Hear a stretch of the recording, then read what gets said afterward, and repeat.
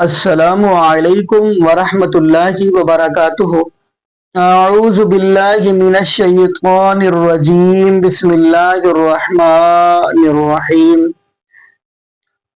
الا ان اولیاء اللہ لا خوف علیہم ولا هم یحزنون۔ جی ناظرین، آج ہم جس حوالہ سے گفتگو کرنے جا رہے ہیں وہ ہے جی با یزید بسطامی۔ آپ کو پتہ ہے کہ ایک ایسا طبقہ بھی ہے، ایک ایسا مکتب فکر بھی ہے، ان کی کوئی سمجھ نہیں آتی۔ کبھی یہ کہتے ہیں جی شیخ عبد القادر جیلانی رحمت اللہ علیہ ڈبے بیڑے تارتا ہے، اور دوسری طرف دوسرا کہتا ہے نہیں نہیں نہیں نہیں نہیں نہیں بایزید بسطامی بھی یہ کام کرتا ہے۔ اور تیسرا اٹھتا ہے، وہ کہتا ہے جی نہیں نہیں نہیں نہیں محی الدین چشتی بھی ہے، آپ کو نہیں پتا۔ اور چوتھا اٹھتا ہے، وہ نیا کوئی نکال کر لے آتا ہے۔ استغفر اللہ معاذ اللہ۔ لیکن ناظرین، میں حیران اس چیز پہ ہوتا ہوں، میں ولیوں کا انکار نہیں کر رہا۔ شیخ عبد القادر جیلانی رحمت اللہ علیہ جیسا ولی ہو ہی نہیں سکتا، یہ اللہ کے ولی ہیں۔ بلکہ لیکن شیخ عبد القادر جیلانی رحمت اللہ سے بڑھ کر اگر ولی ہیں، وہ ہے آمینہ کے لال جناب محمد رسول اللہ صلی اللہ علیہ وآلہ وسلم کے صحابہ۔ شیخ عبد القادر جیلانی رحمت اللہ علیہ کو میں ولی مانتا ہوں کیونکہ ان کی نماز نبی پاک صلی اللہ علیہ وآلہ وسلم کے طریقہ کے مطابق ہے۔ ان کا طریقہ دیکھیں، نبی پاک صلی اللہ علیہ وآلہ وسلم کے طریقہ کے مطابق ہے۔ انہوں نے اپنی زندگی گزاری ہے تو نبی پاک صلی اللہ علیہ وآلہ وسلم کے طریقہ کے مطابق گزاری ہے۔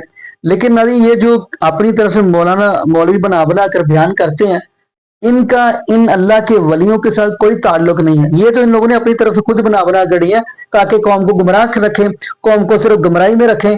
کہیں قوم نے اگر قرآن حدیث ترجمے کے ساتھ پڑھ لیا، پھر قوم کو ہدایت آ گئی، قوم سمجھ گئی، تو ہمارا کیا بنے گا؟ اصل مسئلہ یہ ہے۔ استغفر اللہ معاذ اللہ۔ تو خیر ناظرین، ہم آپ کو چند مولانا سناتے ہیں، اس کے بعد آپ کو بتائیں گے کہ با یزید بسطامی کے بارے میں یہ لوگ کیا کہتے ہیں، اور ان کی کتابوں کے اندر با یزید بسطامی کے بارے میں کیا کیا ہے، اور آپ کانوں کو ہاتھ لگائیں گے۔ ہاں، آپ کانوں کو ہاتھ لگائیں گے۔ استغفر اللہ معاذ اللہ۔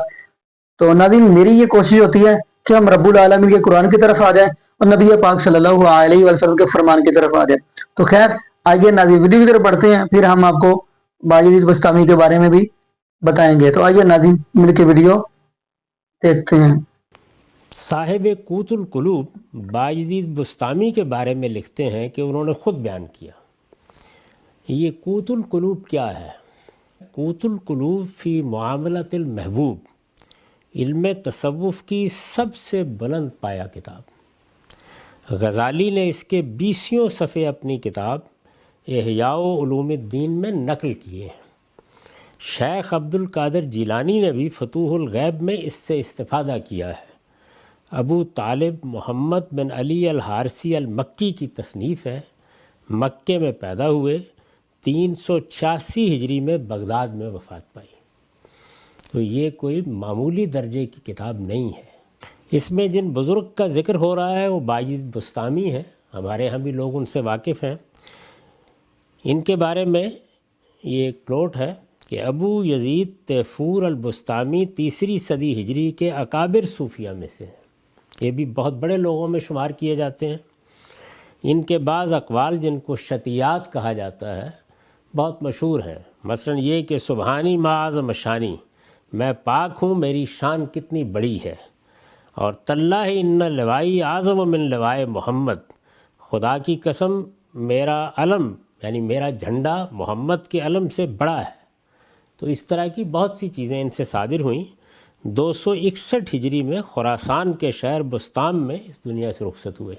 یہ ان کا ذکر ہو رہا ہے۔ انہوں نے خود بیان کیا، اب یہ ذرا بیان سنیے۔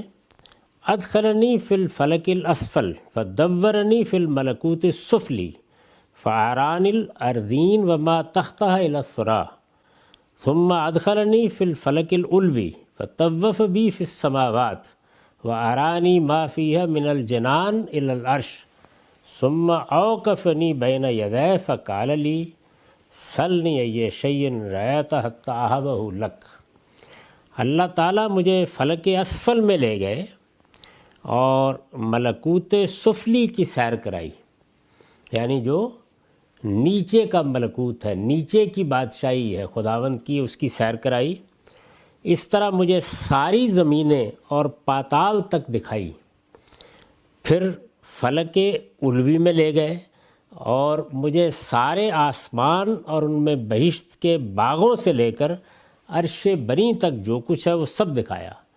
اس کے بعد مجھے اپنے سامنے کھڑا کیا اور فرمایا، مانگو جو کچھ تم نے دیکھا ہے میں تمہیں دوں گا۔ یہ انہوں نے اپنی معراج کا واقعہ بیان کیا ہے۔ صوفیہ کے احوال پر بڑی مشہور کتاب ہے شیخ عطار کی تذکرۃ الاولیاء، اس میں اس معراج کی باقی تفصیلات بھی بیان ہوئی ہیں۔ کوئی شخص اگر چاہے تو اس کو وہاں بھی دیکھ سکتا ہے۔ جا رہے تھے، کتا بیٹھا تھا۔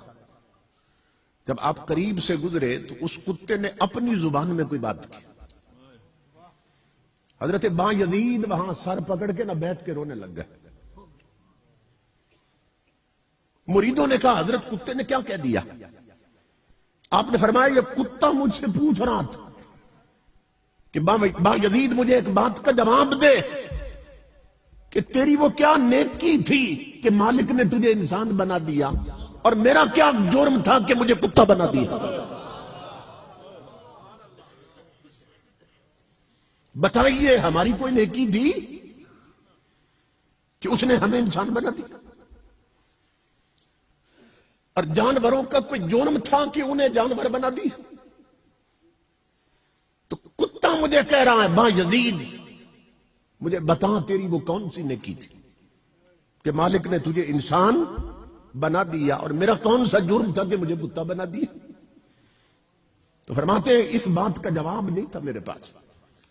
پھر کتا مجھے کہنے لگا با یزید اپنے انسان ہونے پہ تکبر نہ کرنا، غرور نہ کرنا، یہ تو اس مالک کی مرضی ہے جس نے تجھے انسان بنا دیا اور مجھے کتا بنا دیا۔ کیونکہ نہ گورے کو دیکھے نہ کالے کو دیکھے، پیا جس کو چاہے سہاگن وہی۔ سمجھ رہے؟ نہ گورے کو دیکھے نہ کالے کو دیکھے، پیا جس کو چاہے سہاگن وہی، پیا جس کو چاہے سہاگن وہی۔ ایمان سے بتائیے کہ مخلوق ہونے کے اعتبار سے کتا اور بکری برابر ہے کہ نہیں ہے؟ مخلوق ہونے کے اعتبار دونوں مخلوق ہے نا؟ کس کی؟ اللہ کی۔ دونوں کا خالق کون ہے؟ اللہ۔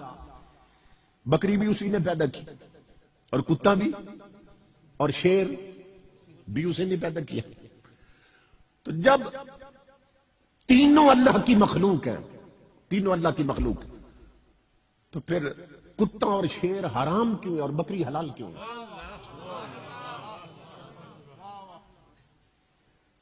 یہ غور سے سنیے۔ جب تینوں اللہ کی مخلوق ہے اور پیدا تینوں کو اللہ نے کیا، تو کتا حرام کیوں ہے، شیر حرام کیوں ہے اور بکری حلال کیوں؟ تو علماء نے لکھا، فقہا نے، کہ فلسفہ یہی ہے کہ بنانے کے بعد جس شے کو نگاہ یار نے پسند کر لیا حلال ہو گئی، جسے یار نے رد کر دیا حرام ہو گئی۔ یہی فلسفہ ہے حلال و حرام۔ سمجھ رہے ہیں نا؟ اچھا ہے شیر بھی حرام اور کتا بھی حرام۔ آپ کے ذوق طبع کے لیے ایک بات بتا کے جا رہا ہوں، ہیں دونوں حرام، لیکن کسی کو شیر کا بچہ کو تو بڑا خوش ہوتا ہے، اور کتے کا بچہ کو تو گلا ناپتا ہے۔ یہ کیا ہے؟ اب یہ سوچتے رہنا، پھر آیا تو مجھے بتا دینا اس کا جواب کیا ہے۔ بھائی شیر بھی حرام، کتا بھی حرام، کسی کو شیر کا بچہ کہو تو بہت خوش ہوتا ہے، اور کتے کا کہو تو وہ کہتا ہے مجھے گالی دی۔ سمجھ رہے ہیں؟ اب اس کو سمجھتے رہنا، ابھی میں آگے نہ چلتا ہوں۔ امام الانبیاء کے غلام، یہی فلسفہ ہے حلال و حرام۔ نگاہ یار نے جسے پسند کر لیا حلال ہو گیا، جسے رد کر دیا حرام ہو گیا۔ اس کو اور آسان کر کے سمجھا دوں، امام الانبیاء کے غلام ہو، مکے کا وڈیرا ہے، رنگت بڑی گوری ہے، شملہ بڑا اونچا ہے، ذات بھی اونچی ہے، سردار ہے، اور نبی کا سگا چچا ہے ابو لہب، سمجھ رہے ہیں؟ مگر نگاہ یار نے رد کر دیا تو جہنم کا ایندھن بن گیا۔ ادھر حبشہ کا بلال ہے، رنگت کالی ہے، ناک چپٹی ہے، آنکھیں چھوٹی ہیں، نگاہ یار نے پسند کر لیا تو جنت کا مالک ہو گیا۔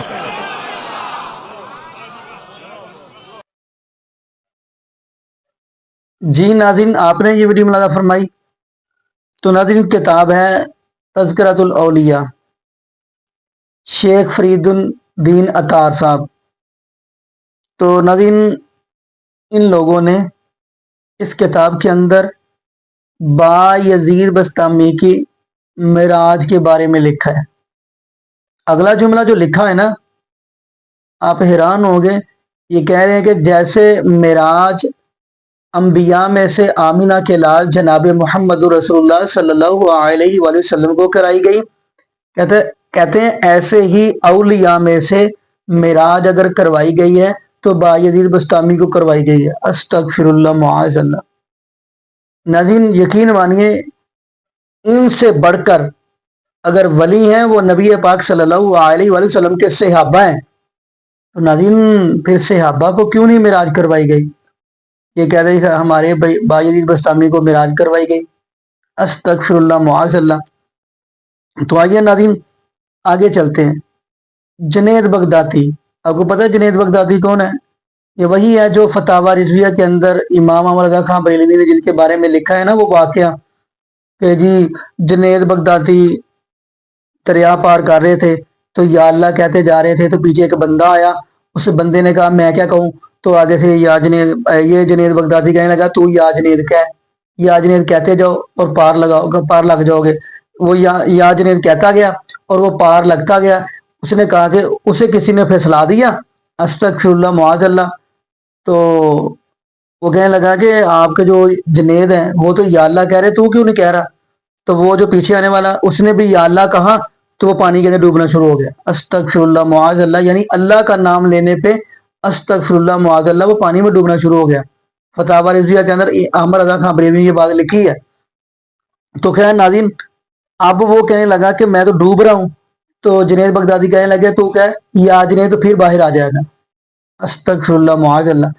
تو یہی جنید بغدادی جو ہے نا وہ کیا لکھتے ہیں، جنید بغدادی لکھتے ہیں کہ ولیوں میں سے با یزید بسطامی کا ایسا ہی مقام ہے، استغفر اللہ معاذ اللہ، استغفر اللہ معاذ اللہ، ایسا ہی مقام ہے جیسے فرشتوں میں سے فرشتوں کے سردار جبریل علیہ السلام کا ہے۔